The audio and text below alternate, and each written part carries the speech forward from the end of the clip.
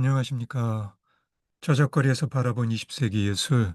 오늘 1925년 버지니아 울프의 델러웨이 부인입니다. 1925년에 이탈리아에서 무솔리니에 의한 파시스트 일당 독재가 시작되고요. 히틀러는 나의 투쟁 일부를 간행하네요. 그리고 소비에트 권력 투쟁에서 트로츠키가 스탈린에게 패배합니다. 1925년 영국 작가 버지니아 울프의 소설 델러웨이 부인이 출판됩니다.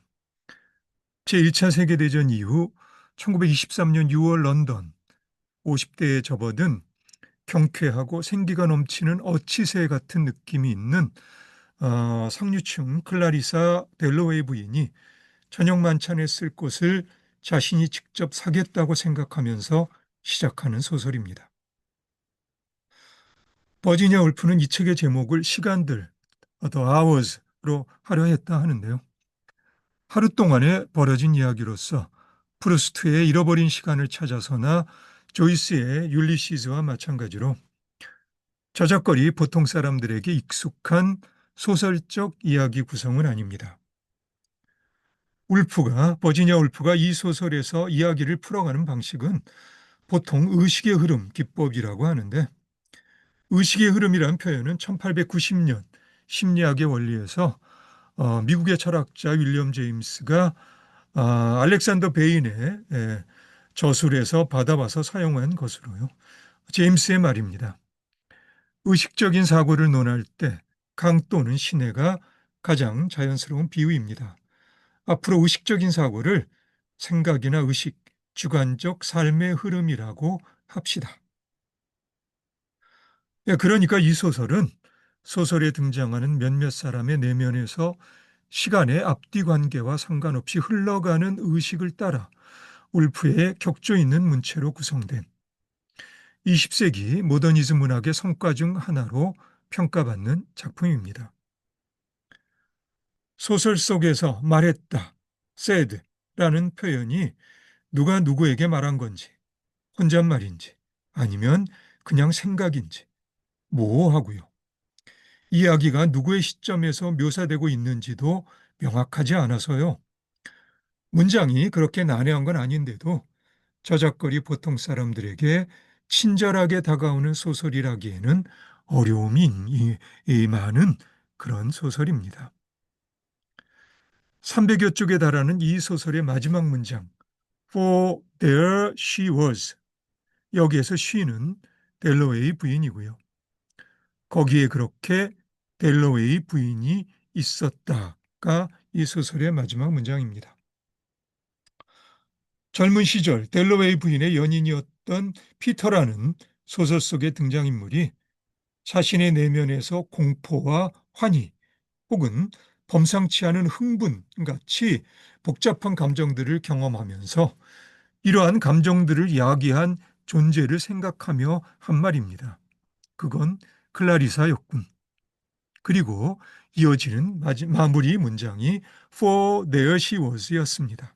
거기에 그렇게 델러웨이 부인이 있었다. 울프가 델러웨이 부인에서 등장인물들의 내면을 아무리 섬세하게 묘사하려 한들 그 인물들은 문장 너머에서는 존재하지 않죠. 사실 존재하는 것은 인물들이 아니라 문장들일 뿐이니까요. 그렇다면 그 문장들을 쓴 작가는요. 작가가 문장들을 통해 인물들을 그려내는 것처럼 무엇이 작가로 하여금 그 문장들을 쓰게 할까요? 책에서는 문장들의 행간에 실인즉 아무것도 없잖아요. 그렇다면 작가가 문장들을 쓰는 그 순간들의 시간 사이에는 무엇이 있을까요? 작가가 있는가요? 그렇다면 작가가 스스로 나라고 인식하는 순간들 사이에는 무엇이 있을까요? 실제로 델러웨이 부인이 있었던 것이 아니라 있었던 것은 문장들일 뿐이었죠. 이 소설에 마지막 문장이 거기에 그렇게 델러웨이 부인이 있었다와는 상관없이 말이죠. 존재하지 않는 누군가의 내면을 들여다보는 작가의 눈이 자신을 향하게 될 때, 결국 존재하는 것은 나라고 인식하는 순간들 사이에 존재하는 시간일 뿐입니다. 그러니까 시간일 뿐이라고 말할 수 있을 법합니다. 이렇게 표현할까요? 그러니까 델러웨이 부인은 존재하지 않는 것을 그려내는 시도의 끝에서 결국 존재하는 것은 무엇인가라는 물음을 던지는 작업이라고도 말할 수 있을 겁니다. 이러한 물음에는 실제로 델러웨이 부인에 등장하는 인물들의 성별, 직업, 계층, 혈액형 등등과는 상관없이 존재하는 모든 것에 해당되는 보편성이 있습니다. 혹시 버지니아 울프는 존재의 순수성 같은 초월적 개념을 염두에 두고 있는지도 모르겠어요. 어쨌든 의식의 흐름이라는 모더니즘의 소설적 기법은 모든 사람들의 내면에서 벌어지고 있는 사건과 그 사건을 휘둘리거나 끄달리지 않고 바라보는 또 다른 내면의 시선을 의미한다고도 말할 수 있습니다. 작가로서 버지니아 울프는 이 시선을 상징하고 있는 그런 어떤 존재이고요. 이 시선을 상징하고 있는 존재의 어떤 추상적 집합이라고도 표현할 수 있을까요? 델러웨이 부인의 등장인물들 내면에서 벌어지고 있는 사건들은 크건 작건 저작거리의 보통 사람들에게 낯설지 않은 소란스러움입니다. 하지만 작가로서 버지니아 울프의 시선은 어떤 욕망이나 두려움에도 휘둘리거나 끄달림 없이 차가울 정도로 전혀 소란스럽지 않습니다.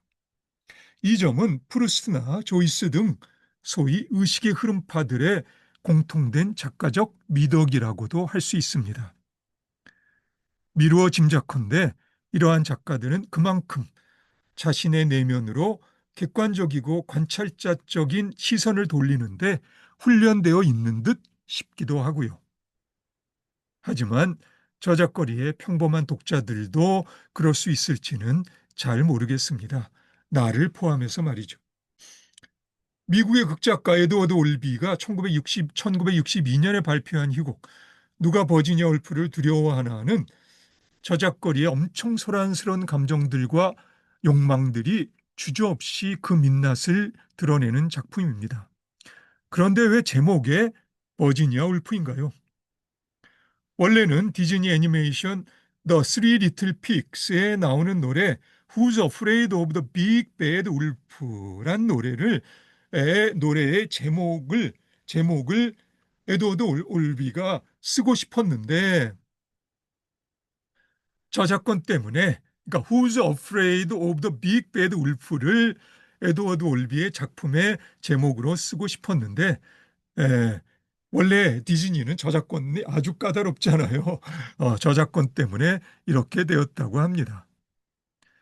집 밖에 위협에 노출된 집 안의 사정이라는 점에서 버지니아 울프의 페미니즘적 1929년 수필집 자기만의 방을 연결 지을 수도 있겠지만 그러니까 에드워드 올비의 희곡 제목에 연결 지을 수도 있겠지만 그보다 나에게는 쓰든 달든 여전히 자신의 내면에 익숙한 나라는 존재를 또 다른 시선으로부터 지키고 싶은 조건 지어진 두려움을 표현하고 있는가라는 올비의 의도와는 상관없는 생각도 들긴 합니다.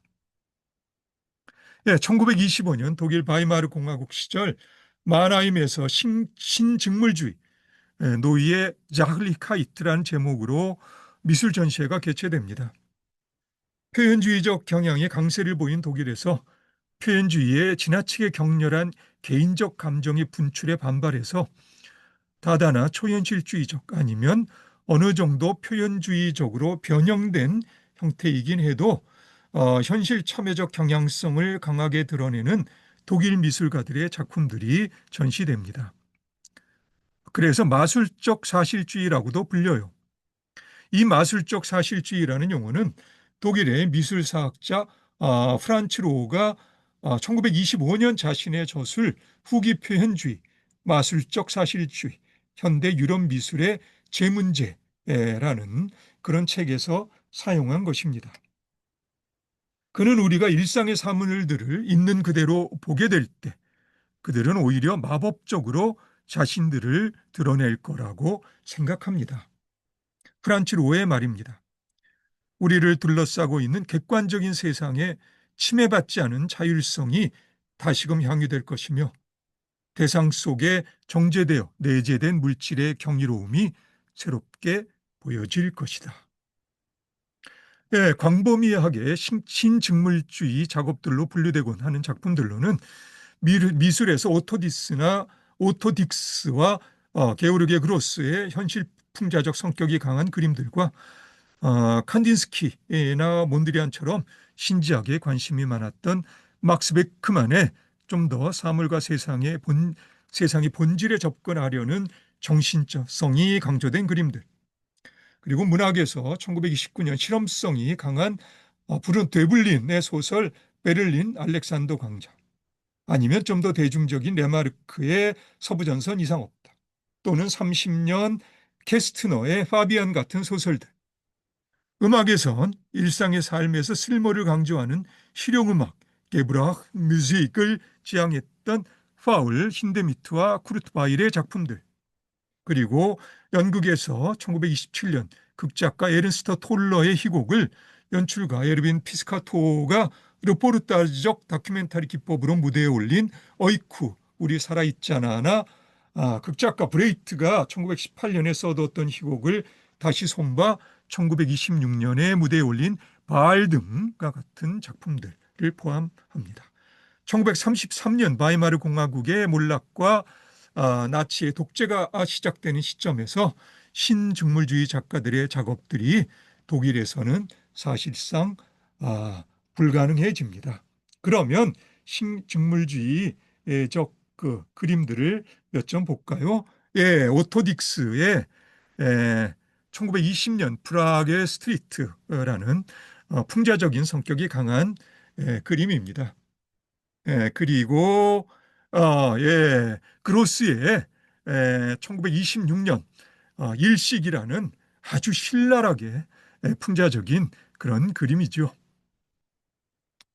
그리고 베크만, 네, 밤이라는 막스 베크만, 네, 표현주의적 성격이 강한 그림인데요. 막스 베크만은 이렇게 시간이 지나면서 1932년에서 35년 사이에 작업했던 출발이라는 세폭짜리 그림에는요, 뭔가 다가오는 어떤 파국의 심상치 않은 전조가 표현되어 있으면서도 어딘가 신비스러운 그런 느낌도 있는 그림이죠. 막스 베크만은 신지학에 깊이 몰입되어 있었던 화가이기도 합니다. 자, 그럼 오늘은 여기까지 할까요? 오늘도 수고 많으셨고요.